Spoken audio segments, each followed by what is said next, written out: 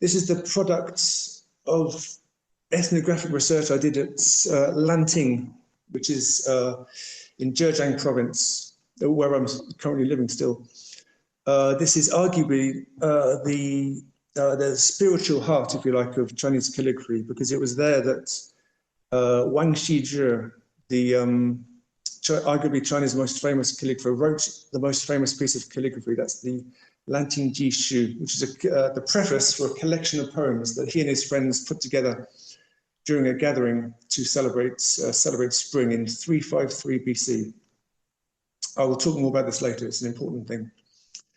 Yeah, so it's general ethnography. I was doing lots of interviews with expert practitioners, of which there were many in the at the University of Shaoxing. Okay, could you advance one, please?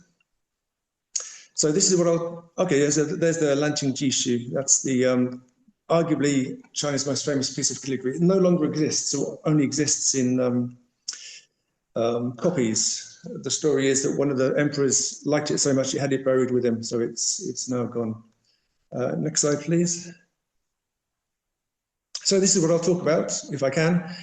The aesthetic appreciation or perception of the writing event through the marks. So what I'm talking about really is writing as a noun, as a verb, rather than writing as a noun. It's the act, the process of doing it, not the thing done, not the end product. I'll talk about common standards between calligraphy and other physical practices, which, well, I'll get to that, and some examples of performance calligraphy, if you like. So writing as a religious event has ritual aspects, Taoist charms, writing conceived as prayer, and writing as an aesthetic event. That's what I call performing the text. Equivalence between writing and singing, or writing and music, and elegant gatherings. Yaji, of which the gathering at Lanting was one. This will be a whistle-stop tour, like I said. I'm assuming this is a non-specialist audience in terms of Chinese calligraphy. Specialist in terms of writing, sure, but I thought an overview would be better than an in-depth discussion of one particular aspect. For this reason, I'll be taking examples across the dynasties. I would say that's justified because really it's Chinese calligraphy has got a very stable basis. It's different dynasties have different qi, have different spirits, and they have different emphasis, different priorities, etc. But so do different artists. But really, it's remarkably stable in terms of its aesthetic, its practices, its techniques, and so I think there's some justification to move around. But most of my examples will come from the Song dynasty. That's 960 to 1279. Because that was really the high point of literati culture, when a lot of the idea of performance, etc., came about, and also from contemporary China, because that's what I'm taking photographs of, obviously. Right, good. Next slide, please. So yeah, this is a teacher at Lanting, Dong Laoshe. So yeah, most discussions of performance in writing concentrates on the gestural aspects of the mark, their visual movement. So it stays on the at the level of the what I would call the sign, which is the record of the movement. I refer to these as indexical signs. That's a term taken from C.S. Peirce, the American semiologist, who had a three-part system of signs. One of them was a indexical sign, which have physical relationships to their referent. So smoke is the sign for fire. There's a physical relationship there. And the symptom, and a medical symptom, is the sign of something wrong within your body. There's a physical relationship there. I'm not the only person to do this. Stephen Goldberg in 2004 was talking about brushstrokes, Chinese brushstrokes as indexical signs. So it's done a few places, but that's definitely how I conceive them, as records of the movement. That's true of all mark making, but I do think it's especially true of Chinese calligraphy because the tools are so sensitive. The pointed, long-haired Chinese brush, it shows every little mark. It holds a lot of ink, it holds a lot of water, which is slowly, gradually exhausted, absorbed into the paper, as opposed to maybe a metal nib or a qualm, which you have to reload, write one word, reload. You can keep going throughout, following a whole line down a page, gradually become drier as you go. It also allows for all kinds of variations in weight, in angle, in speed as well. It's something that's important in the writing. So really, added to the variety of techniques, because they're all in counterbalance. There's a I don't know, 20 different techniques that people discuss about twisting, rotating the brush and forming all the different strokes in order to create the visual tension, the momentum within the line, the shi, as it's called within the Chinese aesthetic. However, for viewing, for an expert practitioner viewing a piece of calligraphy, they do not stop at the mark. They go through the mark into the original gesture behind that movement in time and space, through to the act of writing, the verb, and that's what I'm talking about. They go through the smoke to the fire, if you like, through the symptom to the underlying cause. That's discussed in the literature many times, and my interviewees were very much minded in this way. Carolyn Bloomer talks about the kinesthetic imagination of seeing the marks going through to the actual event. Yen Yueping, I believe it is, to fully appreciate the beauty, a quote, to fully appreciate the beauty of Chinese calligraphy, an adept has to envision a mental brush tracing through the ink strokes, following every twist and turn suggested by the form itself. Richard Barnard says something similar. I've got many quotes, but the person who has created the most sustained and detailed investigation of this aspect of viewing is someone called Shi Xiongbo, who was he was at Shenzhen in the south of China. I think he may have moved now. He used the British, it disappeared from my screen. Oh dear. Okay. He used the British aesthetic philosopher Richard Wollheim's notion of aesthetic experience as a retrieval of the original act of creation in order to understand this process of perceiving the act underneath the marks. He traces back the sentiment to Xiangmu, from flourishing around 1590, so in the Ming Dynasty, who thought the mental experience of appreciating calligraphic work was as clear as if one had witnessed its creation. So for an expert calligrapher, and this is important really, because calligraphy is one of those things, Chinese calligraphy, or all calligraphy really, you have to understand it with your hands. You can't just read a book or look at some images online or on a wall and hope to understand it. You have to understand it by doing it. And with that extended practice that you have to go through in order to acquire expertise, that embodied knowledge is housed within your body and your sensibility, and that allows you to then perceive the marks, perceive the gestures behind the marks. Actually, one of my respondents in Lanting went even further. He talked about high-level calligraphers. For them, viewing is not only as if you were there at the time, but also it's like you were doing the writing yourself. So it's a visual kinesthetic recreation in your own head. I call it participatory viewing, but we're all talking about the same thing. That's that recreation of the act, not just simply looking at the marks. So this is the first aspect of performance in Chinese calligraphy: the appreciation of the marks behind, of the movements behind the marks, rather than just looking at the marks and thinking about how nice they look. Moving on. That's okay. So the second aspect lies in the fact that Chinese culture's highly connotative system of of meaning. It's like a web of associations. Chinese categories expand outwards from, well, they do in the Taoist system. Emotions are linked to virtues, to organs, to elements, directions, planets, etc. And so this web of images expands out and out instead of being denotative and getting ever more refined. So with this in view, Chinese calligraphy is very often linked to physical practices. Respondents often talked about weightlifting or high jump in the gathering or release of physical energy. Can you move to the next slide, please? This is Wei Fuzhen, who was the teacher of Wang Xizhi. She lived 272 to 349.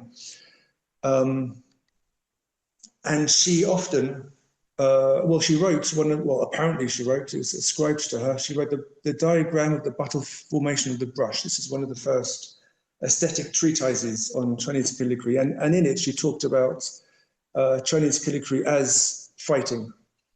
And this was quite a common metaphor throughout the treatises.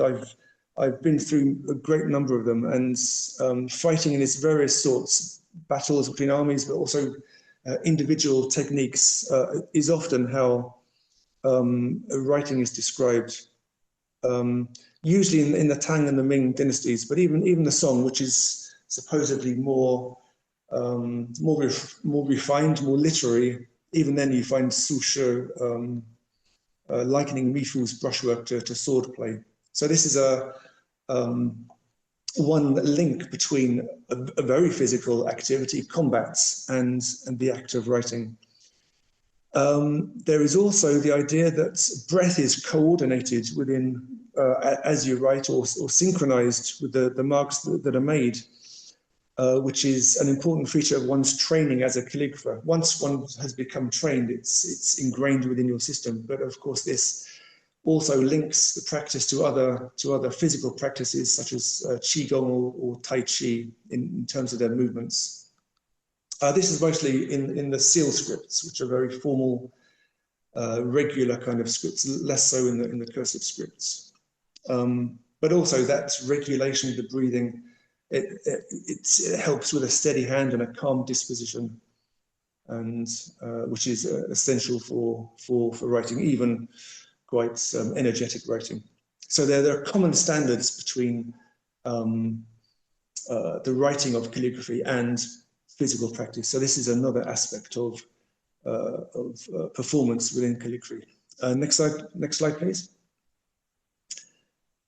This is, again, the teacher Dong, who we saw earlier. She, when she was trying to describe a piece of cursive calligraphy that she had written, she got up and started demonstrating Tai Chi.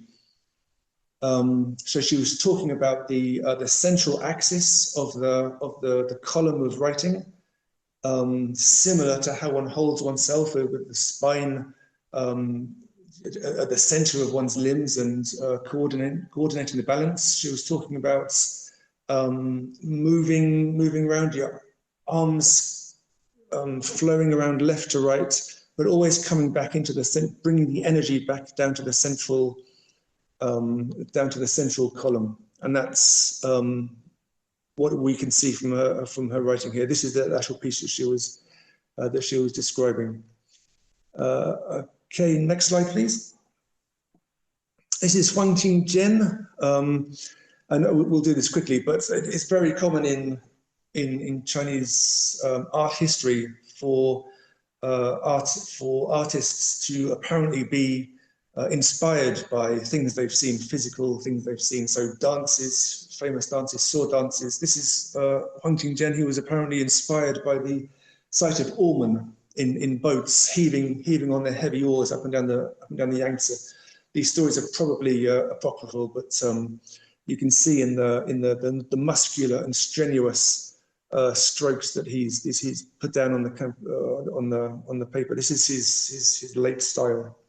So this is another another example or another aspect of performance being embedded, if you like, within calligraphy. So we're getting closer to the real thing. I'm actually doing okay on time, I think. Next slide, please. These are the 4 treasures. I'll talk now a bit about ritual, the ritual aspect of Chinese writing, because this is something that increases the importance of the process. If it's ritualized, it becomes ceremonial, it becomes important by itself. It makes the process more special. So it's an important part of the performance, I think. There's all kinds of elaborate paraphernalia used in the calligraphy study. These are called the 4 treasures. Actually, there's more than that there, but the 4 treasures are the stick ink, which is hard ink. You grind on a grinding stone with water, grind it down to a usable liquid. Paper and brush. Those are the 4 treasures of the study. But actually, there's all kinds of implements and paraphernalia, brush holders, supports, water bowls, screens, blocks to hold the paper flat, etc. And these may be exquisitely carved. They could be made of rare and high quality materials. They could take a lot of time and effort to manufacture. Why is this important? Because really, I do think there's a reverence held for materials in China that's not really found anywhere else. Yeah, so almost an adoration. This reached its peak in the Ming, but it can still be detected in contemporary Chinese calligraphy collectors, only among the rich, really. But I've seen all kinds of collections of ink sticks.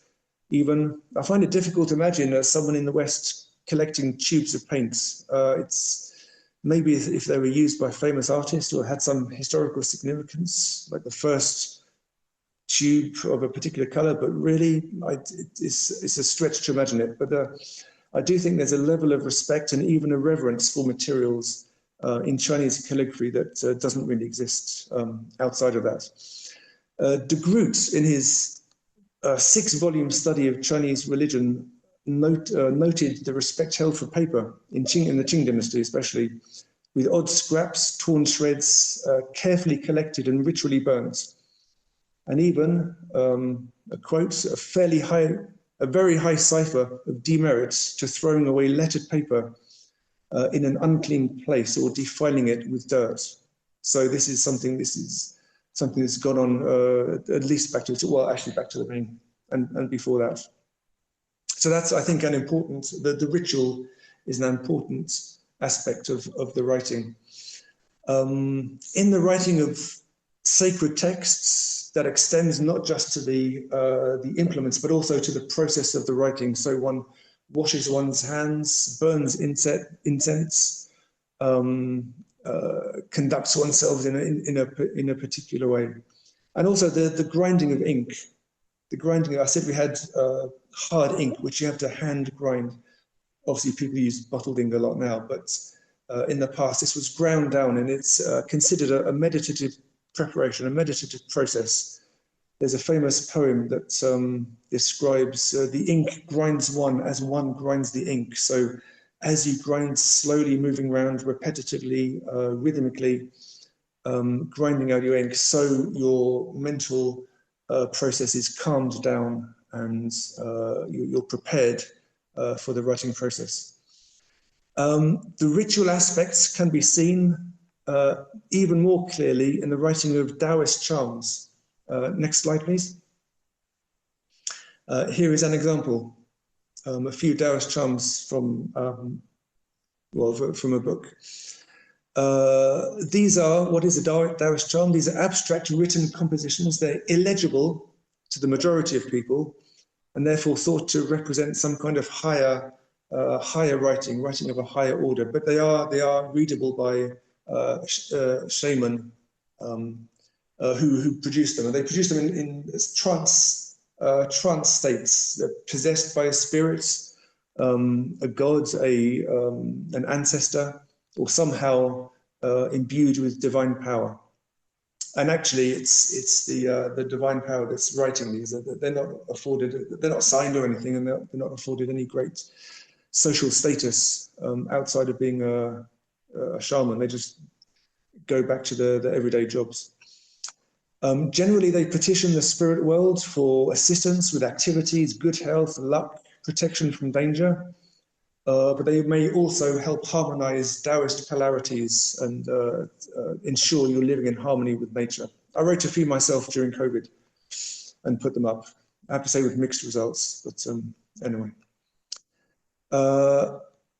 Yeah, so these are often put up around walls, entrances. They can also be ceremonially burnt and as such offered to gods and ancestors or buried in the ground, even eaten by the sick in conjunction with medicinal herbs, which is something I'd like to find a bit more about, the eating of calligraphy, the eating of words in order to bring about a physical outcome.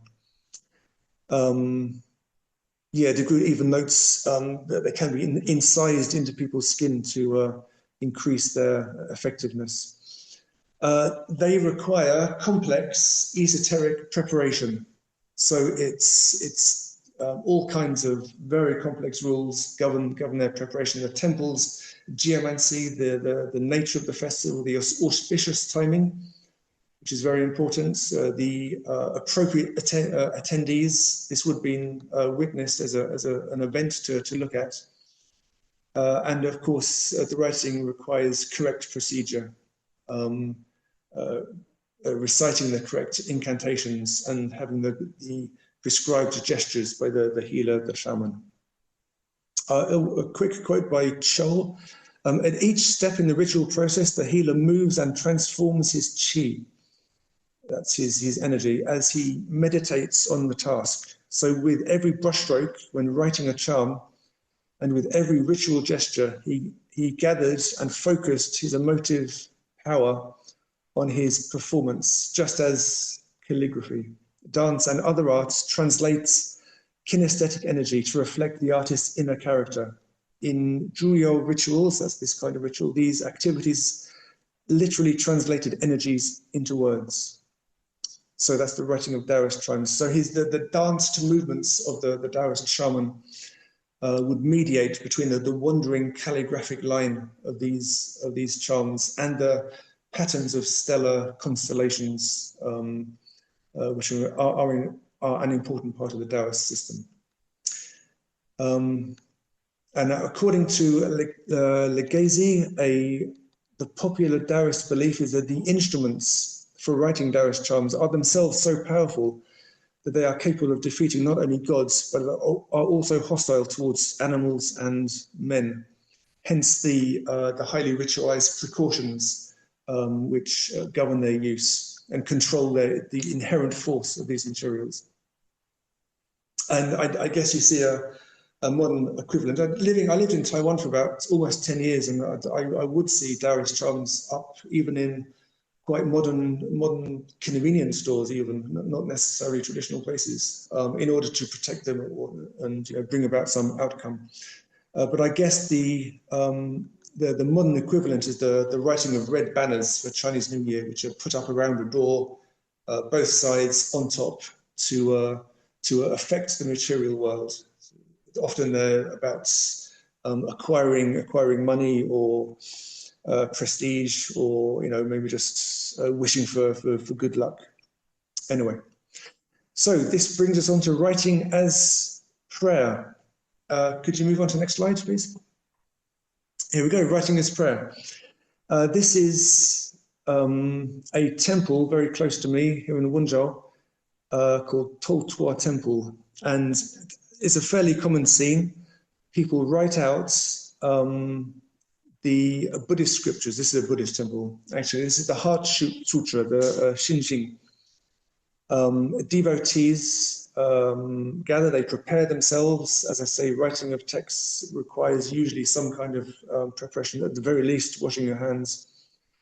And then dedicate the writing to possibly a sick relative or an elderly relative, or maybe just accumulate general merit for themselves. You can see at the bottom, the writing is, the fact is relatively few people actually practice calligraphy these days. So the writing is printed in light grey, and then people trace over the top with a brush or a brush pen of some sort.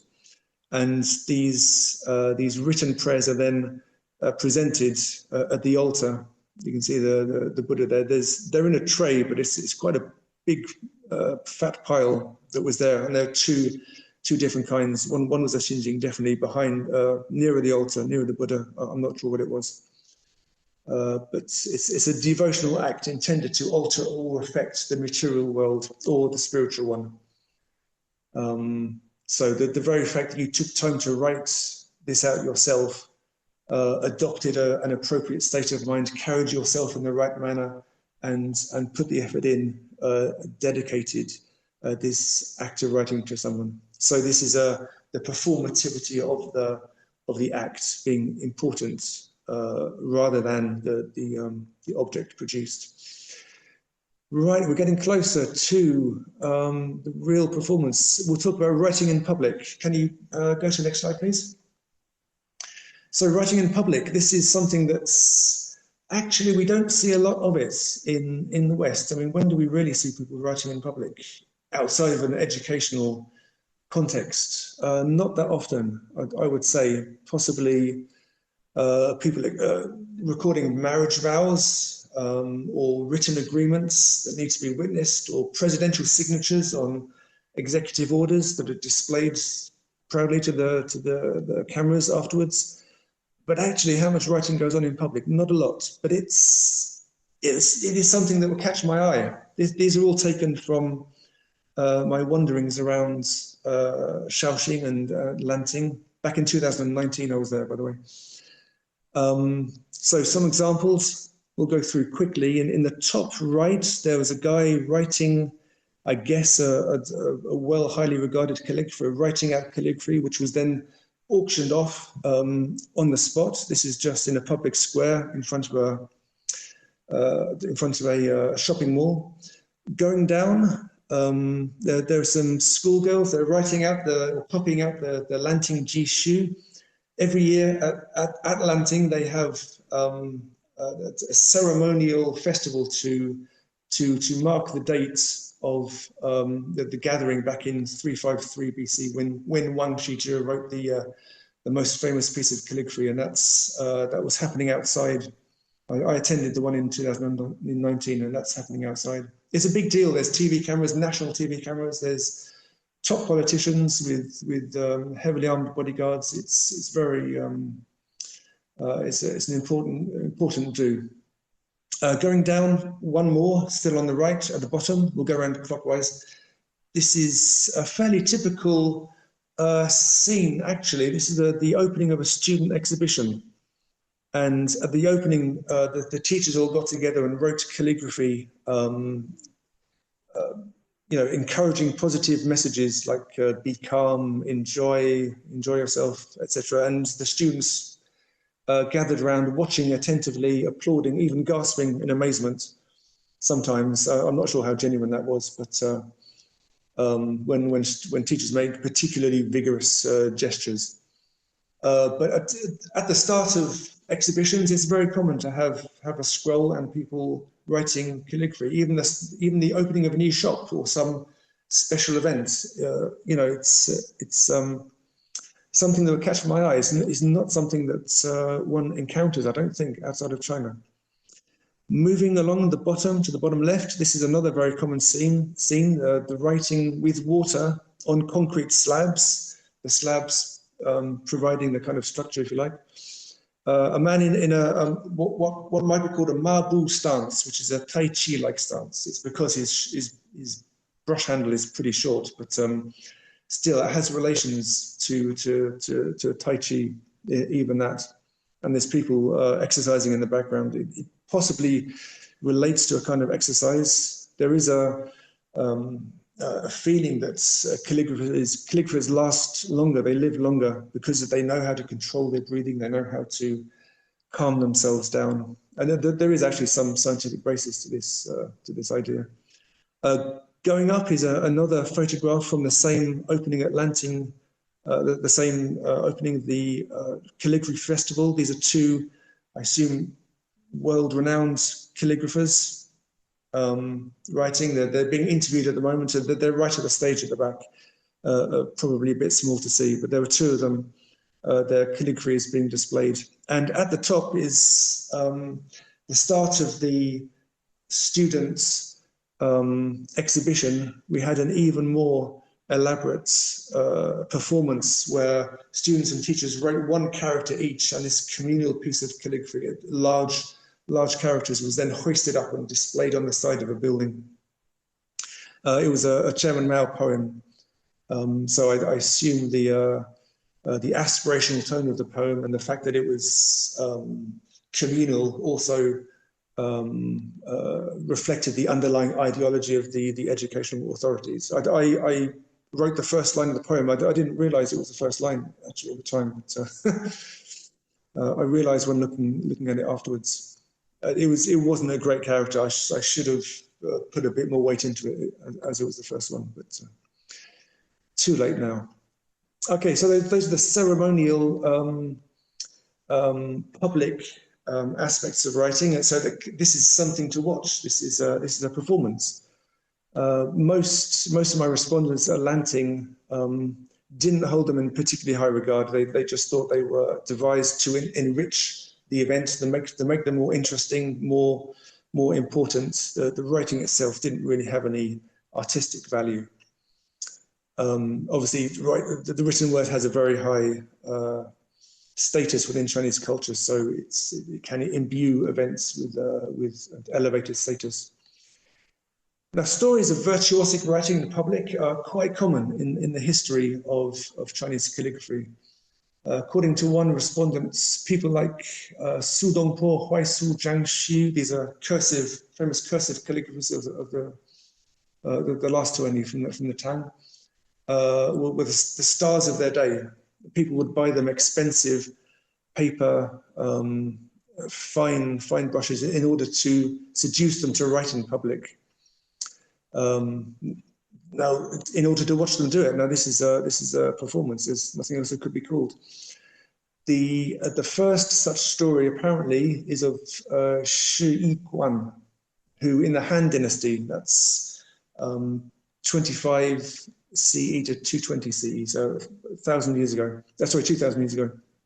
He would write on the walls of wine bars in order to elicit donation towards his drinking debts, which were substantial, apparently. So that kind of calligraphic busking, he would do this performance in order to get some money, and then I guess go straight back into the bar.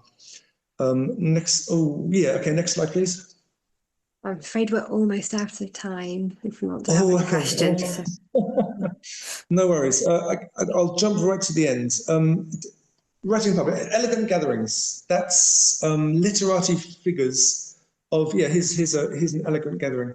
Literati figures, often of the song, but this goes right throughout Chinese calligraphy, that they would gather at certain points, enjoy music, play the qin, view antiques, write out poems, and write calligraphy. And so this is writing considered as an equivalent of singing. So it's a performance that is worth watching, worth listening, well, not listening to, worth watching in itself, not just for the product composed. Okay, if we're out of time, I'll stop there. That's only about halfway through, but never mind, next time.